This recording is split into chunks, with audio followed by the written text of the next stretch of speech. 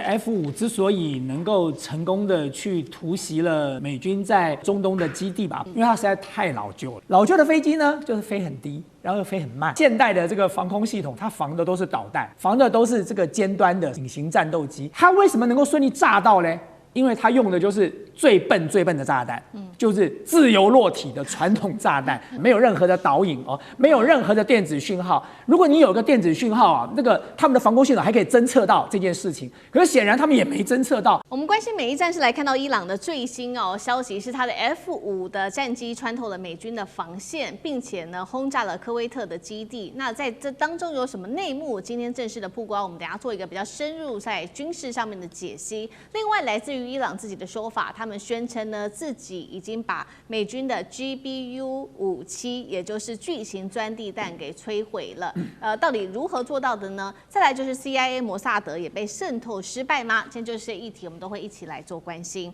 好，这是来自于其实呢是美国媒体 NBC 最新的一个报道，他说伊朗的一架老旧的 F5战机呢是突破了美军的多层防空在这个21世纪的这种多层防空网下面，还是直接飞进了科威特，在这个布林营基地的上空，而且在这上空呢，它是直接投下了炸弹之后，成功的返航，完全无事。大家就在看那 F5战机的一些小档案有哪一些呢？其实它已经是2线的战机了，在1960年代的轻型战机，美国是在当时呢这个巴勒维王朝的时候出售给伊朗的，结果后来因为美国跟这个伊朗的关系不好了之后，中断了技术给伊朗，并且后勤跟弹药也都不给了，于是呢，伊朗就改用了中国大陆跟俄罗斯的武器，跟他们自制的导弹。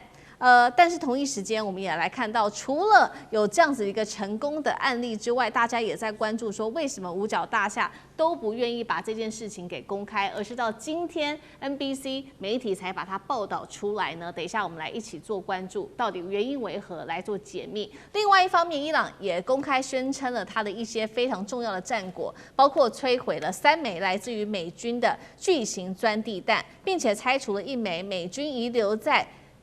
詹省的一个未爆弹。他还说呢，已经捕获了美以支持的武装组织的据点，扫荡了在这边的亲美势力。再来，他还说呢，逮捕了与摩萨德有关的间谍以及他的雇佣兵，并且缴获了美以一直长期提供给反抗势力的大量武器，当中包含了8个火箭筒、2000多发的弹药、90个炸弹引爆器、18枚手榴弹、5枚的迫击炮弹。还有呢，包括了无线电、通信设备等等。我们先来关注伊朗这一架F5这种老旧战机是如何可以突破美军的层层包围的防空的这个防空网来做一个突破，那完成轰炸还可以全身而退。这当中的任务到底有多艰难？那美军在中东的防空体系难道是真的出问题了，才可以让伊朗做到这样子一个在空中的突破吗？舰长怎么看？我们对于这个美国在于波斯湾的防空网的绵密这个概念，应该是存在2月28号之前。2月28号之后，很显然不是如此。为什么？如果我们看这张图，我们就会知道其实当初那个在这个阿联酋，其实它有萨德，然后在卡达这边它是有长程预警雷达，那其他这一连串的。那个机场其实它都有一个防御的，无论是爱国者或者是这一个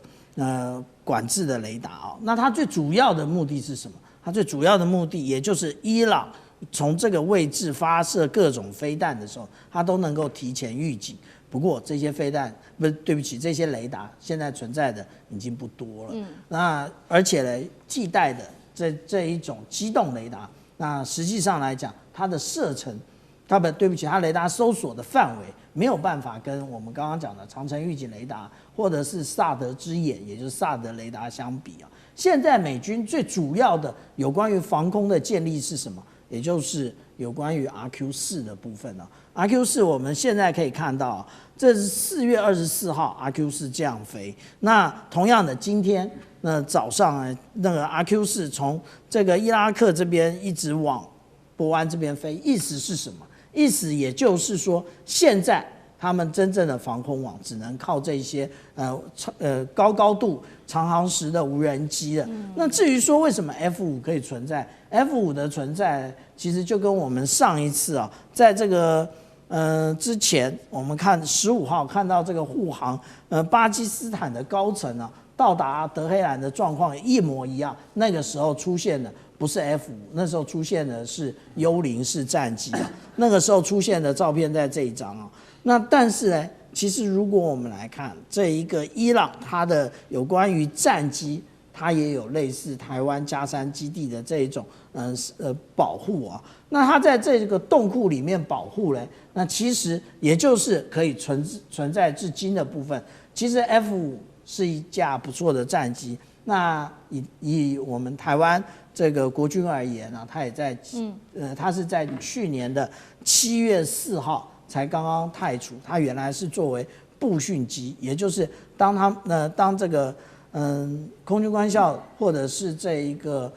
常备飞行常备军官班毕业之后，那他们会从这个飞完 AT3之后，现在是永鹰了，飞完那个 AT3之后去飞，以前是 F5，现在已经改成永鹰了。那也就是步训机的部分。那我们来看这个，也就是其实伊朗一直很爱惜啊，这个当初在巴勒维那个国王的这个期间里面，其实除了 F5幽灵式之外，还有之前全部被击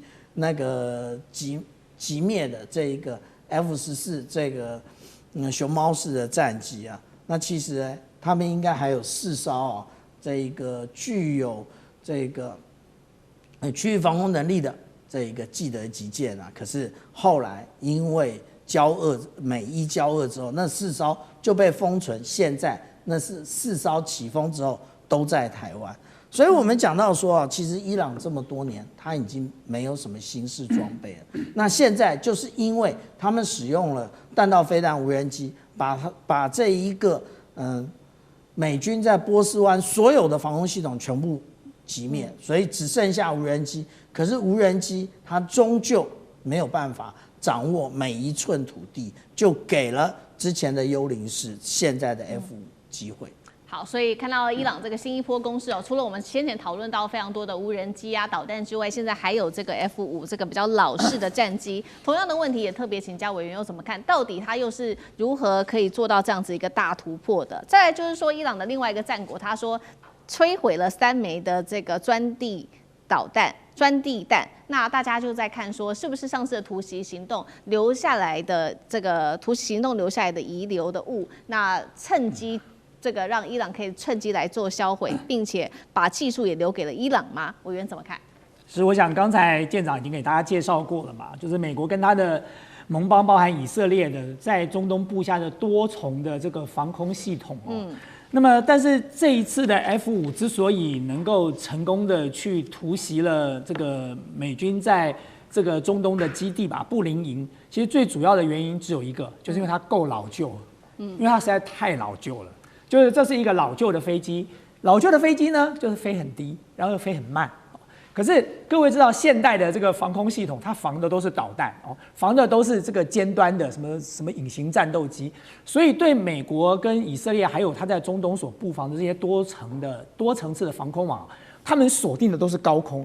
那低空呢，反而就变成另外一个盲点。为什么是盲点？因为他们要避免误击民航机，他们也要避免很多杂讯的干扰啊。所以呢，照这一次所释出来的各种讯息看起来，那架 F5呢，就是因为它飞得很慢，又飞得很低，所以在这种情况之下呢，它就顺利的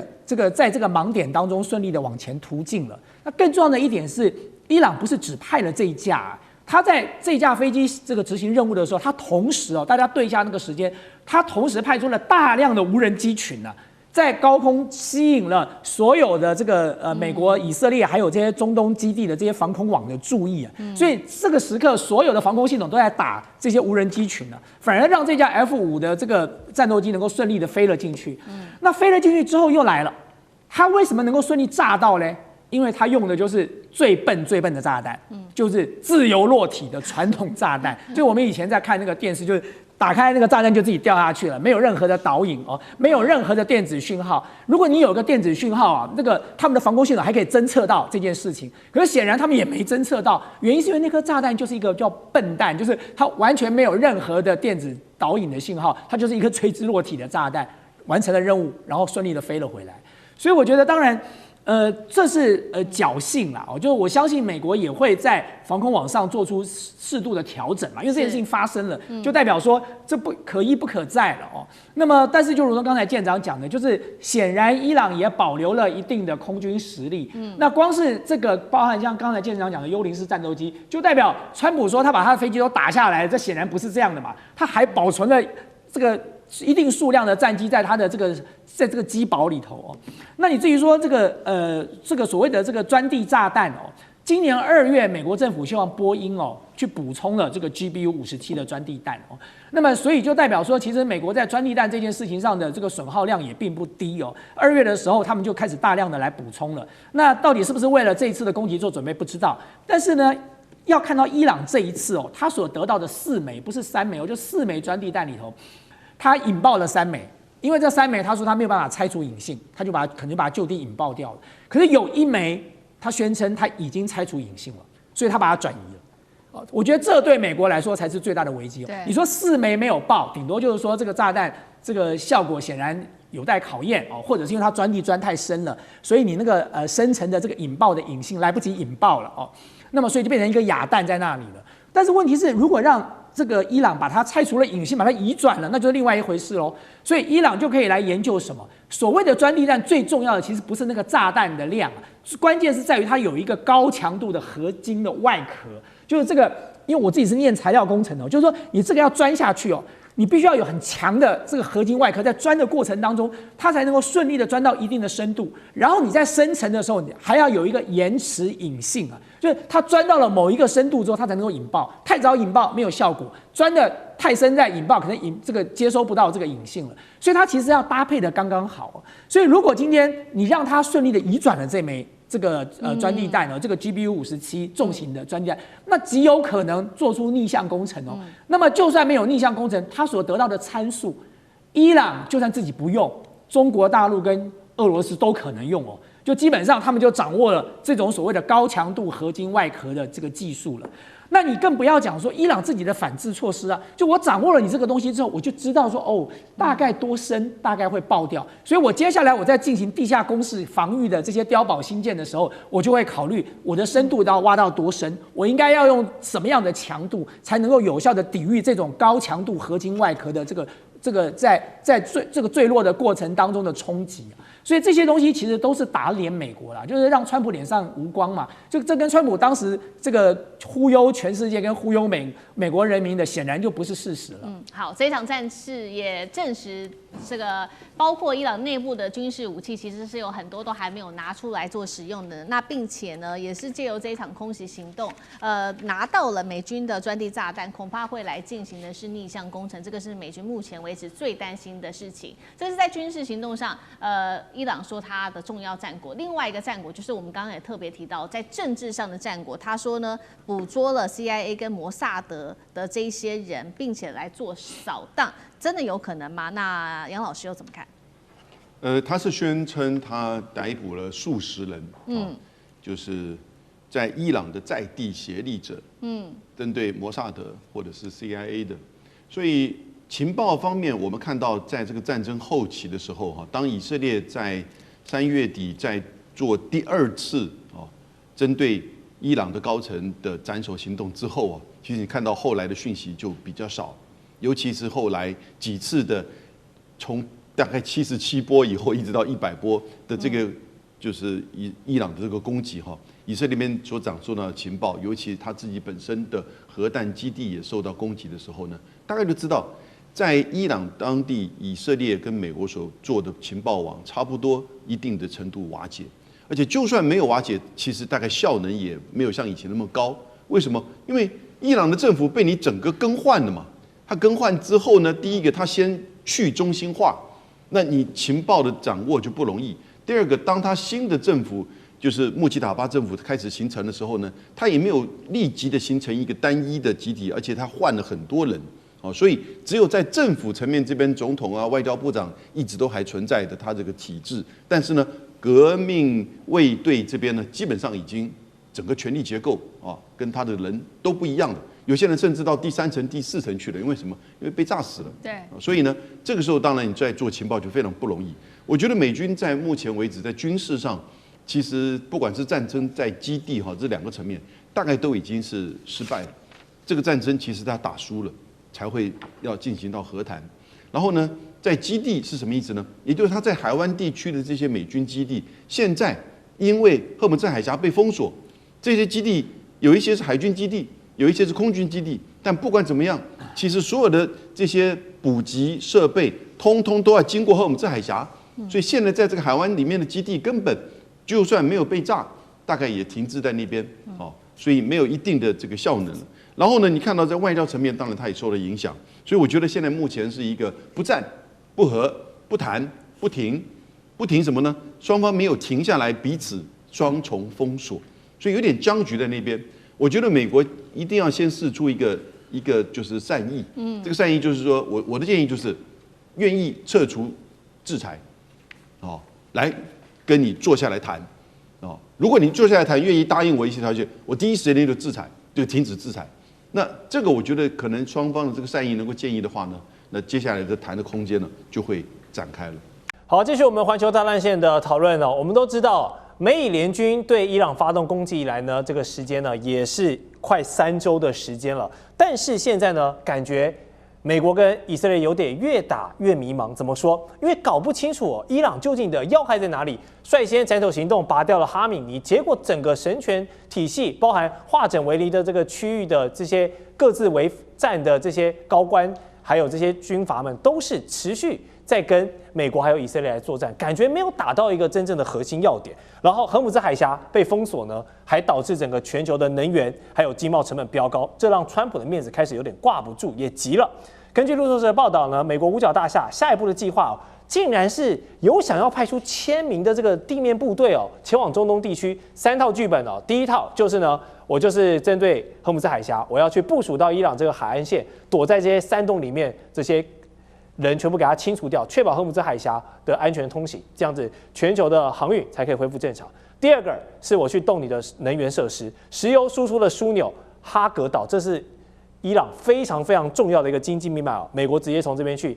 掐住你，去控制你的经济命脉。第3点就是跟我们去年看到的这个午夜打击一样当时是派了这个轰炸机去轰而已，这次我们要派兵深入破坏或是带走你伊朗可能或者是这个传说中的浓缩铀，也不知道究竟有没有，反正我们要派人去地毯式搜索，就是要彻底断绝你伊朗的这个核威慑的东西了。好，现在看到美国真的有可能要派兵深入吗？因为派兵进去跟只是派战斗机去轰炸，这是完全不一样的层面。有可能像刚才我们来宾讲的，会不会进入到越战2.0，是美国最不想看到的局面。然后另外呢，面对种种的说法，我们看到伊朗的这个外长他是说打了这么久，美国跟以色列，你们究竟还是搞不太懂我们伊朗的运作模式派遣地面部队对于目前突破僵局或是达成美国的战略目标，这个可能性跟难度他实在是不敢恭维。他说：“你回想一下预战吧。”就提起了美国最难过的一件事情。我们请厉将军帮观众朋友分析一下，从军事的角度，我派轰炸机、丢飞弹、丢无人机，跟我派美国大兵这些真枪实弹的进入到你这个伊朗的本土，本质上的差异有多巨大？首先美国跟以色列现在原来第一个所谓战略目标就是要推翻伊朗的这个神教政权这个建立一个亲美的政权，这个战略目标看起来他们已经放弃了，这不太可能达到。那如果说派地面部队来看的话第一个我们从任务来分析，它可能就是我们这边讲的有3个任务。第一个他要这个占领荷姆兹海峡周边的地形要点，阻止伊朗的部队对这个荷姆兹海峡的通过的油轮来实施攻击。那在这种情况下，我认为你的兵力是不够的，你2000的兵力想要在这几个要点占领阵地，我觉得是不容易的，所以不太可能能够达成任务。第二个来讲，他要夺取哈格岛，那根本就是天方夜谭。为什么呢？你要夺取哈格岛，首先你要经过荷姆兹海峡，那一个2栖舰队，你要通过荷姆兹海峡，你现在游轮都过不了，你这个2栖舰队如果通过的话，我觉得刚好在通过海峡这个时间点，刚好变成这个伊朗的攻击靶子。第三个，我们就双方的军力来看的话，现在这个美军来讲的话，它的军力来讲，它2000的部队对伊朗来讲的话，其实上兵力是严重不足的。伊朗在这个地方经营了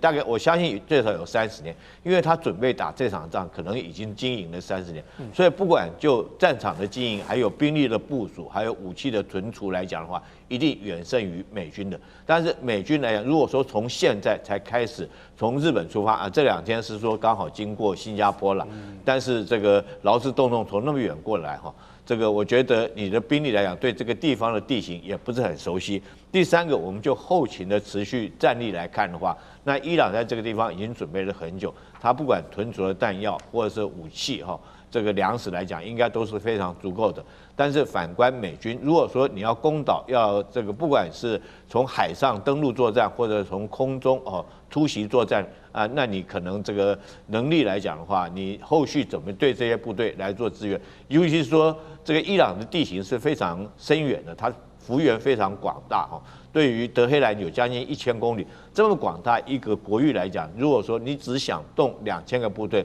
我觉得是到时候就变成肉包子打狗，有去无回。有去无回。好，也传出五角大厦呢，打算为了这个之后的劳师动众，要跟国会提出超过2000亿美元的预算，要继续死磕这一场战争。但是美国人民的纳税钱都被你拿去打造武器啦、打伊朗啦、保卫盟友啦，那美国国内的这些社会福利呢怎么办？马上就要期中选举了，要继续这样死磕吗？这个万一真的被拖延到越战2.0，杨老师，你觉得川普还能选吗？他现在最佳解方是怎么办？川普受限于他自己的有限理性，因为他认为他的决策是一个交易，是很理性，但事实上，所有的人在做决定的时候，大概都是有限理性。可是呢，他自己把他自己给捆绑在跟以色列之间太过于密切的这种利益的连结，所以才会被以色列被内塔尼亚胡牵着鼻子走。现在他要提出更多的钱，要可能增加库存，要可能准备要打赢这场仗。那刚才厉将军讲，这个地面部队2200名海军陆战队怎么去打这场仗？你就算要去占哈尔克岛，你就算可能要去占领部分荷姆兹海峡的岛屿或港口，或者是《纽约时报》昨天讲，可能要派去针对伊朗的核设施的浓缩铀做这个就是夺取，然后呢，川普才能够宣布他的胜利。可是任何一个这个动作都非常危险，而且基本上其实这2200名海军陆战队大概都不可能真的达成任务，而且会造成伊朗更严厉的反弹，使得整个海湾地区或整个这个战争呢会更加的扩大。你看到昨天当以色列跟美国去打伊朗的南帕尔斯岛、南帕尔斯附近的油气田设施的时候呢，伊朗马上就回击及卡达的同样的这个油气田设施，这种以牙还牙，或者是这种相互报复，它就让你维持一个叫做相互保证毁灭。这不是冷战时期的美苏的核武相互保证毁灭，而是用海湾地区的油跟气来去跟你做相互保证毁灭。到那个程度的时候，荷姆兹海峡已经不重要，因为根本油都出不去了。所以，因此在这样的程度下，美国真的要派地面部队呢？我觉得不会啦。我们现在其实国际上大概论知道了，川普一定有一天他会宣布胜利。他可能说，我毁灭掉核设施，我整个毁灭掉伊朗海军，以及我断了伊朗跟所有区域这些支持伊朗的民兵组织的这个资金链。是只要他做到这3个，大概他可以宣布，或者只要其中一个，他就宣布他大概会取得胜利。我们现在大概预期他可能会这么做，可是呢，另外不担心的是，以色列可能会继续拖他下水，所以现在还是取决于川普个人的有限理性。是，好，川普总统现在寻求一个下台的机会，但是以色列这一个盟友有想要把这个老大哥给放走吗？还是要继续把2人的命运捆绑在一起？我就是要跟伊朗死磕到底哦。我们看到以色列持续在发动这个斩首行动哦。之前除掉最高领袖哈米尼还不够，陆续呢又击毙了伊朗的国安首长这个拉里贾尼，还有情报部长卡蒂博等人。但你想想哦，就连被当成神一样供奉的最高领袖哈米尼都被清除之后，你都不能完全打趴伊朗的全体意志了。你再杀掉这些军方的高层也好，这些情资的人员也好，有多大的帮助呢？我们感觉现在擒贼先擒王的这种做法哦，对于伊朗现在化整为零、各自为战的这个战略策略已经没什么作用了。所以原本以为哈米尼一死，然后呢，美以可以扶植一个亲美的新政权，好，我们中东打了一个漂亮仗，结束。但现在没有，高层越杀越多，效果却一直在递减。我想问一下这个赖教授，为什么杀了这么多人，神权政府感觉没有什么动摇？有几个因素啊，我们看到了以色列的斩首行动，这个行动本身是成功的，但是它产生的政治效果是有限的啊。它当然它的目的是希望能够震慑对方啊，让以色列的伊朗的领导阶层没有人敢接啊，都害怕了。最后这个意志屈服了啊。另外一个部分就提供给他的民众来去推翻他们的政权，他原本的设定的目标是这样。可是问题就在于说，《纽约时报》的评估，他认为想推翻政权的伊朗人就有几百万人，可是伊朗有9200多万人了，几百万人想推翻这个政权，那就是少数，而且是绝对的少数。换言之，也就是说，多数的伊朗人不喜欢他们的政府，但是还没有到要把他们推翻的地步。就好像多数的美国人不喜欢他们的现在特朗普的政府，对，可是还没有到要把它推翻的这个强度嘛。那也就是说，这个是一个同等，你就可以理解了。就是说，我不喜欢伊朗政府，但是我们也要把它推翻。同样的，我不喜欢川普政府，可我们要把它推翻。而不喜欢的是高达60%以上哦。支持川普的现在只剩下2-3成哦。那你想想看，在伊朗里面的话，人数更少了。好，所以没有到这么大的一个强度的情形下，以色列所设想的已经建构不起来了。这是第一个部分。第二部分就是伊朗只要他的这个统治力用低强度就能够完全掌控了。所谓的低强度，就是说你高强度的军队掌握在这个中央手中嘛。然后再来有革命卫队作为他的铁卫军，所以17万左右的革命卫队，60万左右的正规军，它就形成了它的一股强大的军事打击能力。再加上这个治安部队，就是警察部队，然后还有地方的警察跟宗教人士，它所形成的这种低强度的这种统治力，只要维持低强度，它就能够控制这个社会。当然就达不成这个以色列所想要的目的。以色列到现在还看不清楚，是内塔尼亚胡他自己知道，他是为了保自己，而不是真的他可以达到他的政治目的。是。好，现在以色列持续在斩首行动的动作上持续的在做，但我们刚刚3位来宾都陆续分享，效果已经在递减，已经在有限了。美国难道不知道吗？川普难道不知道吗？为什么他能够容许现在纳塔雅胡持续在中东感觉换成他在主导的部分？委员你怎么看？不完全是以色列纳塔雅胡在主导啦，因为两个人沆瀣一气，狼狈为奸，你很难说谁是谁啦。因为他们两个刚开始的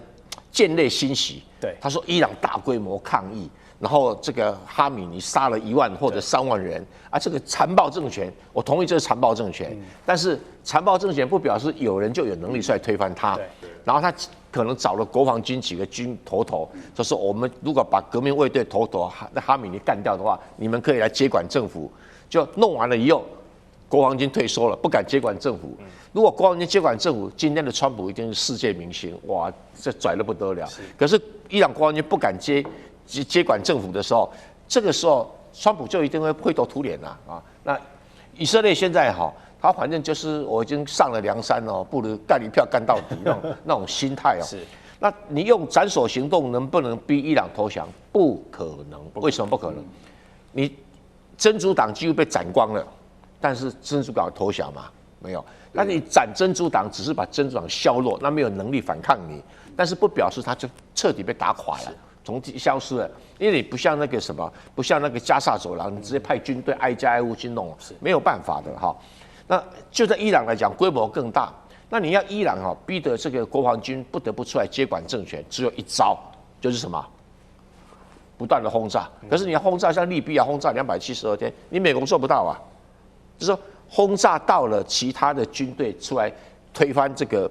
格达费一样的模式，但是以这个川普现在的实力，要轰炸个300天都有困难，不然50天都有困难了哈。那这个算不算逼美国陷入中东长期战争啊？基本上在赌一件事情，就是伊朗的资源什么时候用尽。所以他们讲说，你来打越战2.0，问题是越战后面有2个老大哥啊，一个叫中国，一个叫苏联，整天给钱给物资，他当然能够打个20年嘛。你现在伊朗谁给你钱？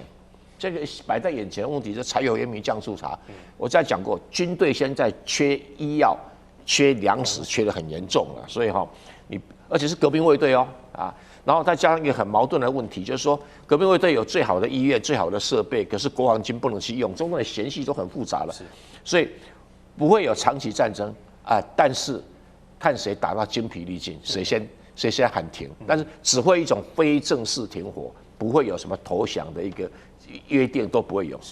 这场战争现在中国真的出手了吗？我们今天要来看到的是伊朗他自己说的底气来自于哪里呢？就是来自于中国大陆跟俄罗斯的军事合作了。等一下一起来关心俄罗斯跟中国大陆各提供了哪一些武器。现在根据了解，初步有包括了速35、北斗等等，掀起全面反攻。今天会一起来做关心。好，川普一直在说呢，这个伊朗已经彻底被我们击败了，但是怎么样，大家看都觉得到现在啊，伊朗都没有任何投降跟停战的可能性。主要伊朗的底气来自于哪里呢？其实许多的专家都在分析说，就是来自于中国大陆跟这个俄罗斯给予他的底气。伊朗外长自己这样说的，他说俄罗斯跟中国是伊朗的战略的伙伴。那么德黑兰现在目前呢正在接受2个国家提供给我们的军事的合作。那这当中我们特别来关心到中国提供了哪一些，那么俄罗斯又提供了哪些呢？中国大陆的部分提供的就是北斗卫星，给予它更高的一个精度跟稳定度来做打击，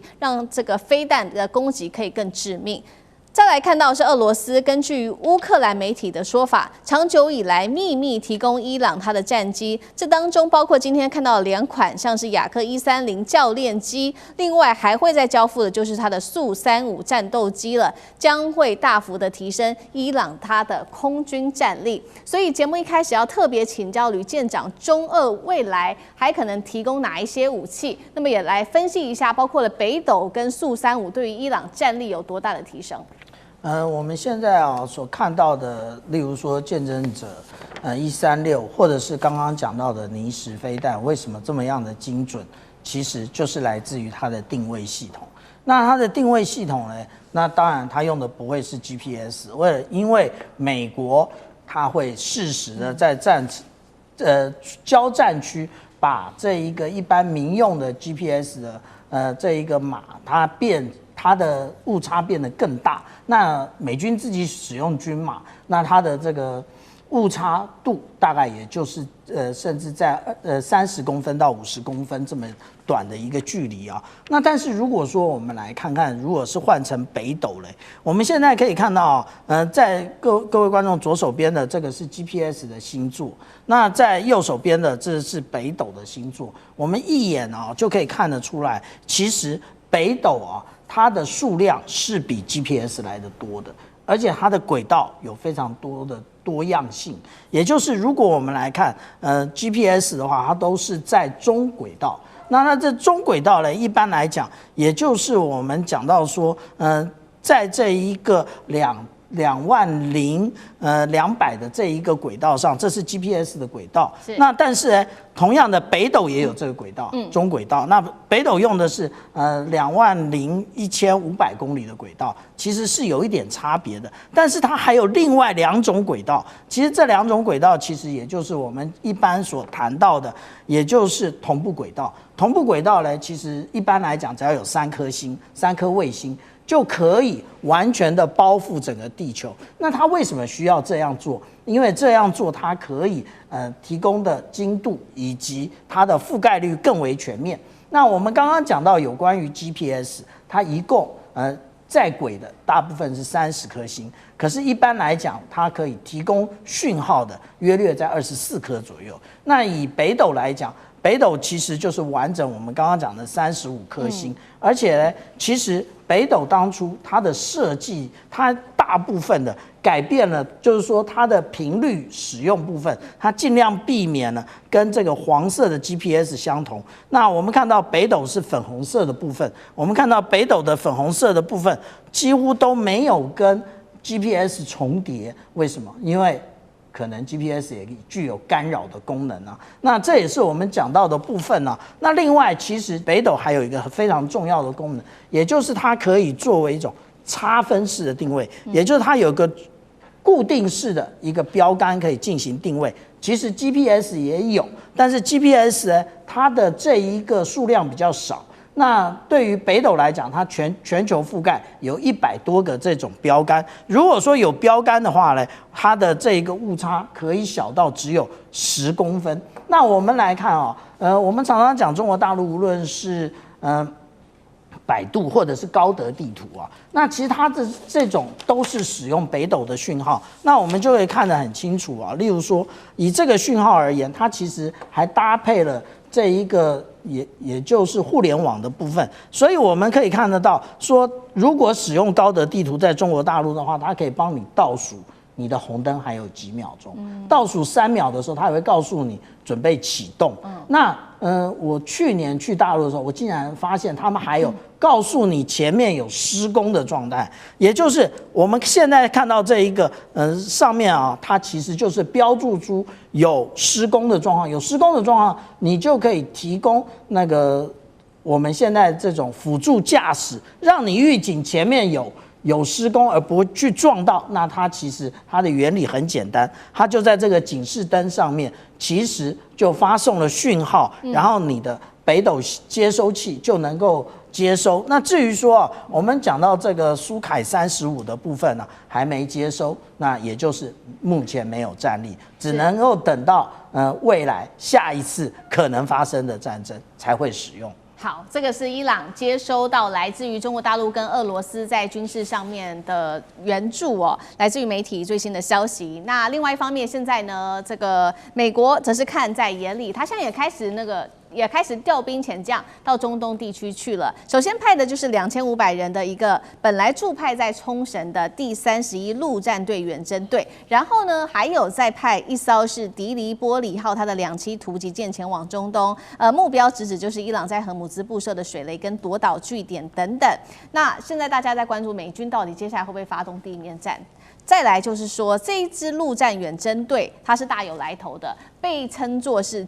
美国的911部队，2001年曾经进入到阿富汗的最前线去打仗。那除此之外，美国还除了刚刚我们讲的从日本调派兵力之外，还从南韩调回了包括它的这个萨德跟爱国者系统，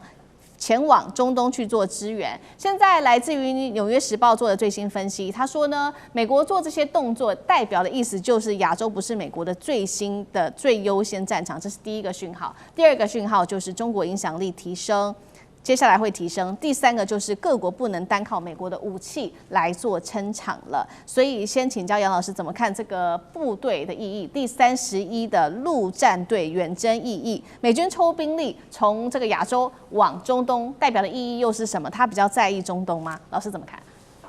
我个人觉得，现在美国、以色列跟伊朗打的这个战争啊，如果再持续下去，扩大甚至到地面战，我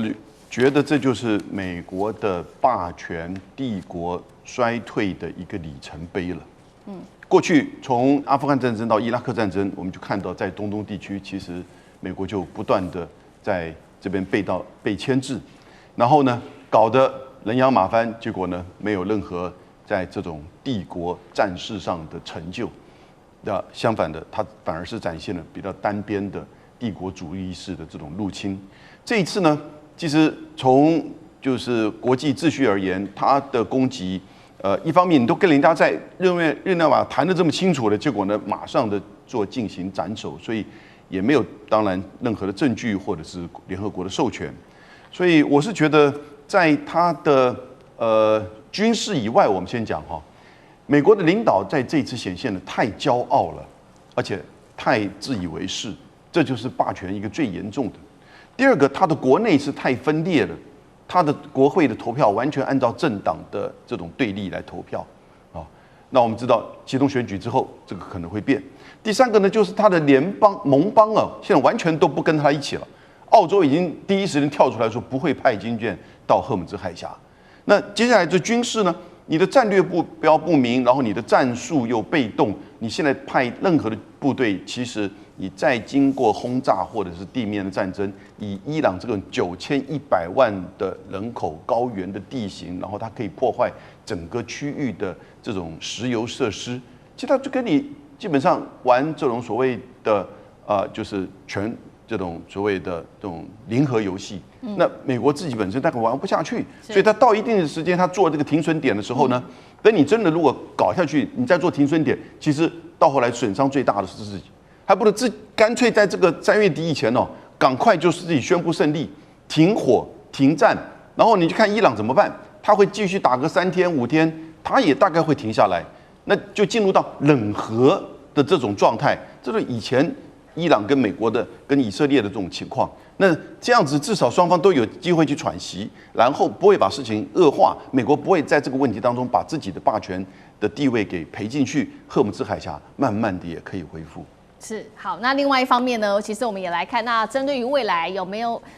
这个专家做了一个预言，就是美国的霸权是不是会在这一次的战事上面崩解？那预言这一次的其实就是加拿大的这个华裔学者，他叫做江学勤，他有这个江先知的称号，尤其是在2024年的时候公开讲座，精准的预言了几件事情。首先，他预言说川普会在当选美国总统，副手会是范斯。他也预测了是说2025到2026，川普将会对伊朗开战，结果全部兑现之后。又有第3个预言，所以大家备受关注，就是因为他说了，美国会输掉这场战争，石油美元体系崩塌，美国霸权会永久动摇，全球秩序会因此重塑。委员怎么看？这些所有的预测当然是很有趣了哈。不过江学勤先生哈，他是那个耶鲁大学还是牛津大学部毕业的，然后在北京大学的附属中学里面教书啊，他教的课就很有趣，他教历史的啊。他本来是学英文，后来教历史啊。那教历史啊，他很喜欢用历史来揣测未来。然后他的框架是谁呢？用谁的框架呢？他的框架不是他自己发明的，他的框架是波士顿大学教授，一个在美国非常有名的叫 Isaac Asimov 啊。他其实是一个科学家，他不是历史学家，但他写了很多这种历史寓言小说，蛮有趣的，看过几本，蛮有趣的哈。那他在这个江学勤在2024年5月29日的 YouTube 上面哈，发表了这个说他预测这个川普会当选美国总统，副手叫 JD Vance， 这个时间点应该不叫预测啦。哦，这个时间点，因为在3月份，川普已经被提名美国总统了，可是民主党的人还没出来，民主党还在到底是要拜登呢，还是要谁呀？还在弄哈。民主党到了8月才出来哈，然后在4月份哈，范斯就是在副总统名单的第1名。啊，所以这个不叫做预测，而是那个时候全美国所有的赌注都认为川普会赢啊，范斯是副总统，所以这一步我们不能够把它当做他的预测。大家很神的地方是说，预测到川普会对伊朗发动战争哈，那这个他是在2024年5月29号预测，这是很神。但是他的典故是来自于我讲的那个Isaac Asimov 的小说啊，情节几乎是一模一样，但是他做了一个预测哈，未来说美国将输掉这场战争，那就看你怎么去定义输跟赢。这场战争最诡异的地方是，每一个人都可以说对方输，每一个人都可以说自己赢，这很特殊的。但是我从战略角度来讲，美国如果失去了荷姆兹海峡的控制权，那绝对是美国输，因为军人死伤几个，导弹用几个，那已经不是重点。那看战争啊，先看大战略。大战略的要点，如果输了就是输了。那美国输就输在荷姆兹海峡是不是被伊朗控制？那伊朗的确被打得很残破，这个政权能不能持续下去，我也不乐观。但是如果以后伊朗控制了荷姆斯海峡，可以威胁所有的波斯湾国家，这伊朗在战略上的大胜，即使全国人民死一半都值得。凭良心讲，从战略角度来看是这样。那荷姆斯海峡当然跟以色列没有关系，但是如果让伊朗控制了荷姆斯海峡，伊朗以后可以发展更多的军力，你以色列就会更麻烦，所以以色列会输。所以输赢我的标准是，当然别人不一定，我的标准就是荷姆斯海峡的控制权到底在你美国手上，还是未来会跑到伊朗手上，这个是判断的标准。那美元体系不会瓦解啦，你只要看看这一次打了以后，石油价格暴涨，美元也跟着大涨啊。反而大家是抛黄金、抛股票，为了去买石油，所以大家去抢美元，所以但我知道很多人对石油美元的定义啊，可能跟经济学家的用的定义不太一样。当时的石油美元的定义是，美国自己拿美元来买石油，那当时是美国是石油最大进口国嘛，是用美元来买石油，所以阿拉伯国家、产油国家手上很多的美元。那美国就答应他们说，我让你们随时可以在美国投资任何东西，所以美国的资本市场对阿拉伯国家全面开放。是，所以阿拉伯国家拿到美元，他就没有这个担忧。但是俄乌战争就造成一个结果，原来美元还可以被冻结的，还可以被没收的，所以从那个时候开始去美元化，很多国家开始买黄金，可是美元一直处于弱势，一直落到了这一场战争开始。你要发现，要买石油，美国不用买，我们买石油还是只能用美元，因为其他国家的资本市场都有一定的限制。比如中国大陆很大，那人民币为什么行不通？只能很局限的使用，是因为中国大陆资本市场没有开放。然后日本的资本市场相对美国资本市场又太小，是。那欧洲就更不用讲了，那个欧元是蛮残破的特别是俄乌战争一打，所以全世界现在可以通行来买石油还是美元，所以美元现在已经涨破了指数100，它是3年来第一次所以我不认为这个所谓石油美元体系瓦解，因为我不晓得它所谓的瓦解的定义是什么，这个可能会含含糊糊解释了但是美国霸权永远崩溃，永久崩溃霸权永久崩溃的焦点就是我讲，它必须3大战略控制点失掉至少一个。荷姆斯海峡、马六甲海峡跟巴拿马运河，那如果未来3个还在他控制底下，那你说霸权会结束，可能还早。